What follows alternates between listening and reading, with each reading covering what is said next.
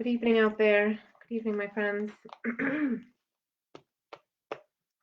Family read aloud time. It is 6 o'clock. It is May 1st today. Friday, I think. It's gorgeous out. It's gonna be gorgeous this weekend. So I hope we get to spend some time outside. My dog wandering around. There you go. We are reading Finding Langston. We started it yesterday by Lisa Klein Ransom. So we're gonna read some more of this book, which, like I've said, is a special book to me. So I'm excited to share more of it with you. And when we left off yesterday, Langston was at home with his dad. His dad was really tired after work, and Langston had checked the mailbox, and there had been some letter, but his dad wasn't ready to open it. But Langston was very curious. Good, I'm glad you're here. So he wants to know what's in the letter, but his dad isn't ready to open it. So we are going to see what is happening next, starting with chapter 4. Sit up. Oh, okay, ready?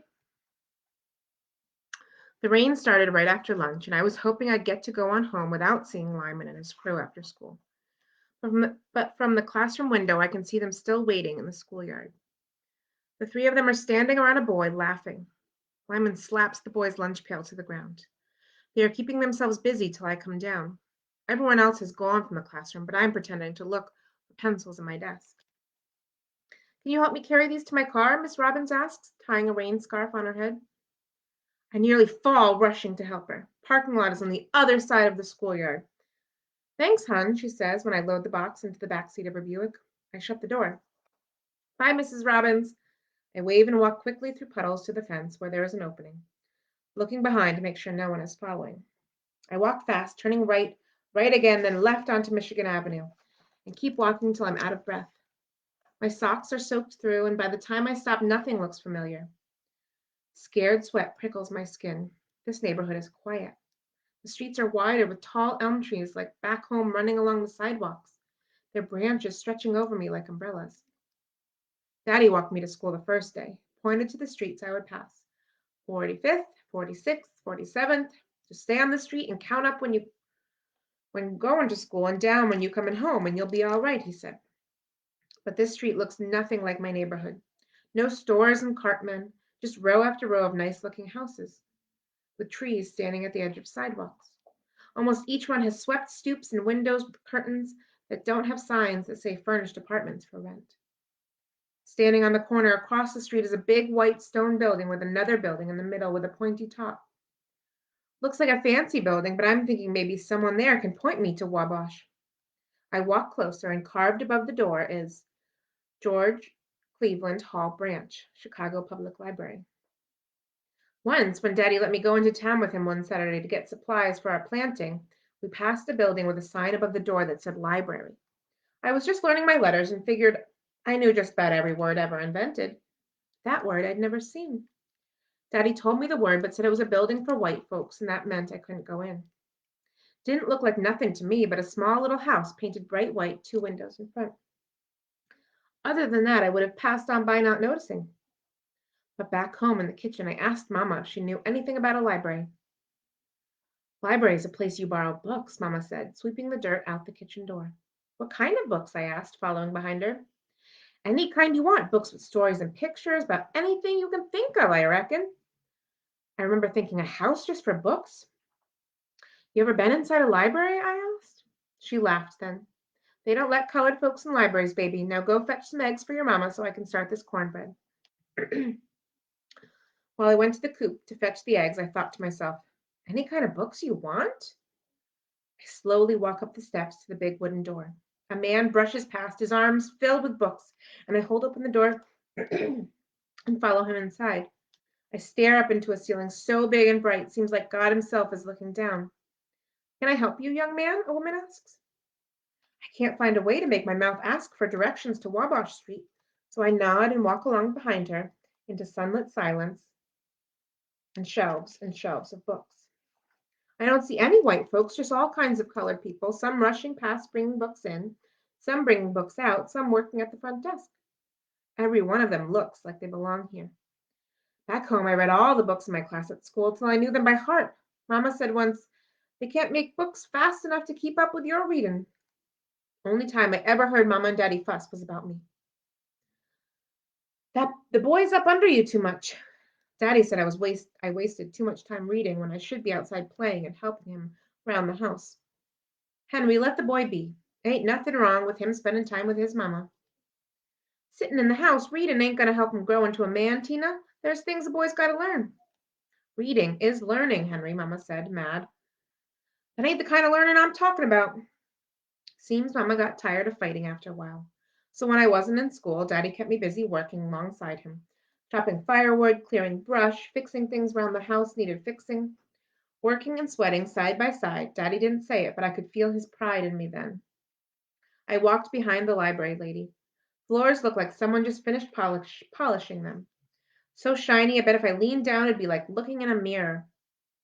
Can I help you find a book? She says, still walking but looking back at me. I want to say no, ask for directions to get on home, but I don't want to leave this quiet place. Again, my head nods yes. The lady starts walking farther into the library, and I keep following and let myself breathe in the library smells. Old paper, glue, and wood. Smells better than Mama's peach cobbler. Everything in here is so new it makes my worn shoes look more worn. Looks like they could fit 5 of those little libraries from back home into this one room. I scuff downstairs and into a smaller room with round tables and shorter bookshelves. I walk over and run my hand along the bookcases, forgetting all about asking the way home. Can I read one? My voice sounds squeaky as a girl's. You can borrow any kind of book you want, she says kindly. Just see the librarian at the desk. Any kind of book you want, I whisper to myself, and I take a few down from the shelf and pull a chair up to a table. I trace the letters on the covers of each and stop. One has my name. I pull it out and open to the first page. I pick up my life and take it with me, and I put it down in Chicago, Detroit, Buffalo, Scranton. Feels like reading words from my heart. I keep reading till I feel a tap on my shoulder. I can tell by the sun outside the rain stopped and it got late, and that means Daddy's already home and waiting. We're closing soon, so you'll need to make your selections, the library lady says. I tell her I got a little lost on the way over, and she shows me to the door and points. Walk down 2 blocks, she says, then turn left on Wabash, and you should be close to home. Thank you, ma'am. Hurry on home now, she says. I'm sure your mama will be waiting. My stomach tightens into a ball, but I run out the door and down the steps toward home. Chapter 5. I open the door. Why are you so late? Daddy asks, his words sharp enough to cut. I was out playing with some boys after school. We'll go wash up for supper, he says. His words are still sharp, but his eyes have a softness I haven't seen since he sat helpless as a baby by Mama's bedside. I keep my hands under the cold water spout. Why didn't I tell Daddy about the library? Why didn't I tell him about the boys at school and the way they poke fun every day? Why didn't I tell him how alone I feel in a city full of people? Same reason I don't tell him how much I miss Mama. Don't seem like Daddy can take any more than he already got. Before we left Alabama, I heard him talking to Grandma. Ain't nothing left here for me, Ma. Leave the boy, Grandma said. Ain't no sense in dragging him along till you're settled. She wouldn't want that, Daddy grunted. You knew when Daddy was finished talking. I was hoping right up till we got in the train that Grandma would come with us. But saying goodbye to Alabama meant saying goodbye to everyone, even Grandma. After we buried Mama, Daddy started selling off what little we had. The bureau, Mama's trunk. Then he started packing. Most of my things I had to leave behind. Take just what you need, Daddy said. Grandma watched us go from the front porch. She squeezed me so tight I thought she'd never let me go. All of a sudden, she looked old and tired, not the Grandma who had worked from sunup till sundown. Mama's death had taken something from her, too. Grandma always said I had the best of my Mama, and now I was leaving. Barely had a chance to talk to Jimmy and Roland. My Sunday pants rode up above my ankles while we walked miles to the train depot. Mama never got to let them down before she passed. She said I must have grown 3 inches in 1 month. and she just couldn't keep up. Fast as she took out a hem, I grew some more. I stared hard at everything we passed so I could take a picture in my head to remember in case we never came back to Alabama. I dragged my suitcase behind Daddy's long steps. Every time Daddy slowed to take out his handkerchief and wipe his forehead, I hoped he was going to turn around and head on home. But he just kept walking. And I just kept following. Folks stopped, asked if we wanted a ride, asked if we was heading out of town. Daddy answered, "We're just fine now. Have a good day," and kept on walking. Time we reached the depot, our clothes were soaked through.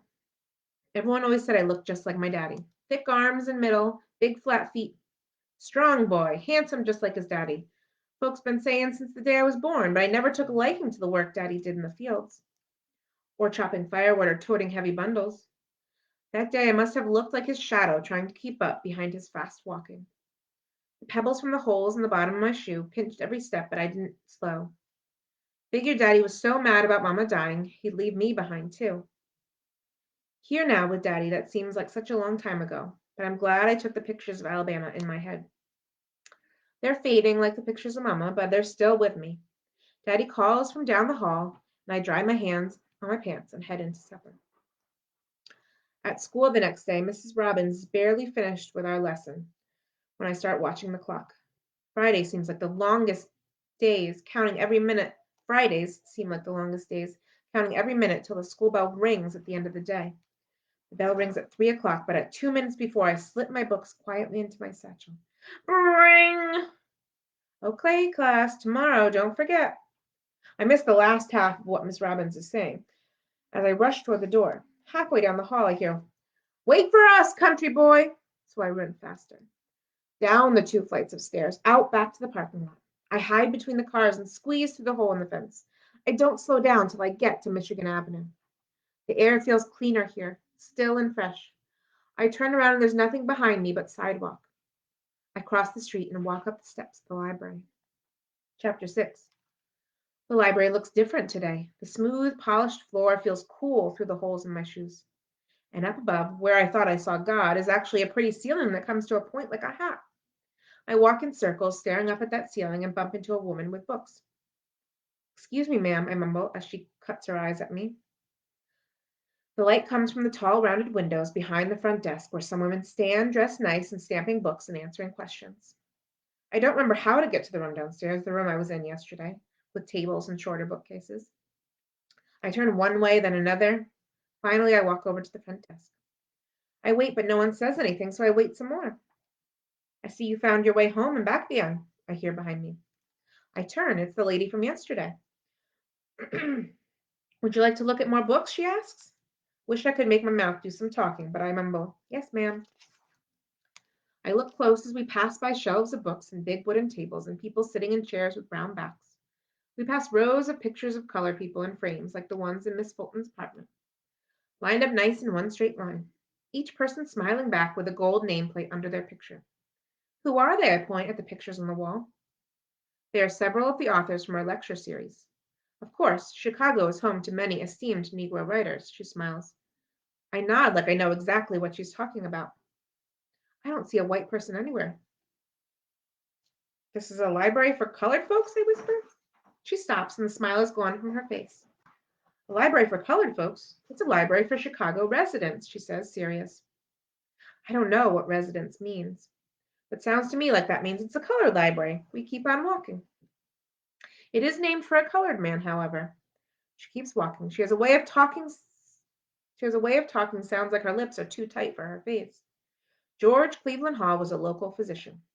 He served on the board of directors as one of Chicago Public Library's first Negro members. "So he built this here library?" I ask, nearly out of breath, trying to keep up with her, listen about Mr. Hall, and look at the books at the same time. She stops short, and I almost walk right into her back.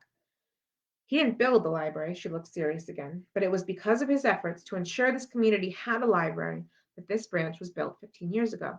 It was named in his honor." I nod again, pretending I understand. "History ain't one of my favorite subjects, but I ain't ever learned any history about colored folks being physicians and directors." Downstairs, I see kids my age, some younger ones too, with their mothers, sitting at smaller tables looking through books. When we get downstairs, she says, "My name is Mrs. Kimball. I am the adult librarian, but Miss Cook at the desk will help you with your selection." Her voice is so crisp and clear, she makes every word sound special. Miss Cook is the children's librarian. Librarian, selections. I don't know what any of those words mean, but I aim to find out. Thank you, ma'am. Mrs. Kimball, she says. Thank you, Mrs. Kimball, I say, happy when she turns to go back upstairs. I go back to the shelf and back to the books with the words from my heart. I take it from the shelf, looking close to make sure it's okay. I sit at one of the empty tables close to the window and open the book. I'm going to write me some music about daybreak in Alabama, and I'm going to put the prettiest songs in it, rising out of the ground like a swamp mist and falling out of heaven like soft dew. I'm going to pull some tall, tall trees in it, and the scent of pine needles, and the smell of red clay after rain. I have to stop. I can feel the choking in my throat that always starts right before the tears.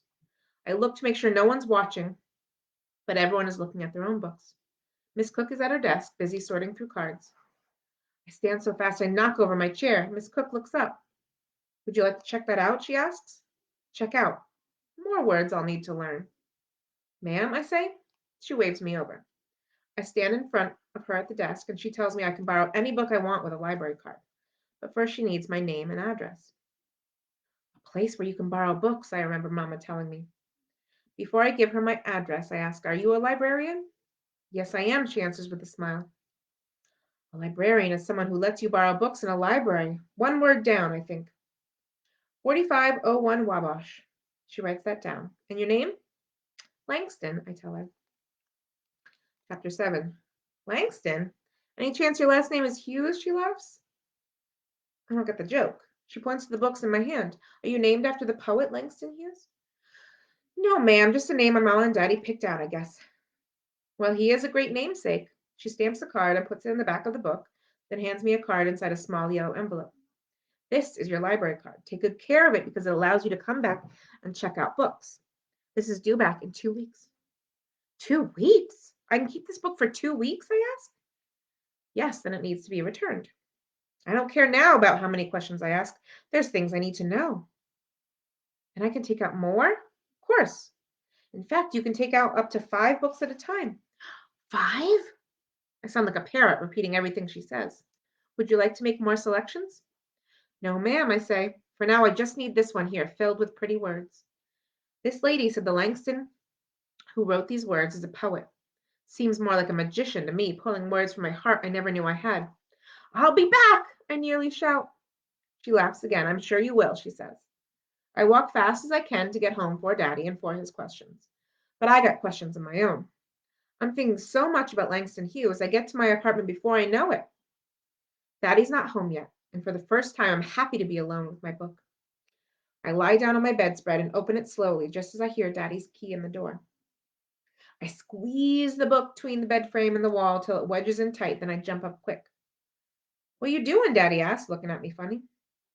Nothing, sir, just thinking is all.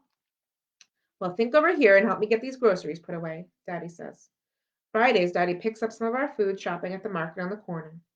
We got an account there when we moved here. The owner, Mr. Fields, is mean as can be, but Daddy says he's honest with his books. Don't charge more than he has to, and that's good enough for him.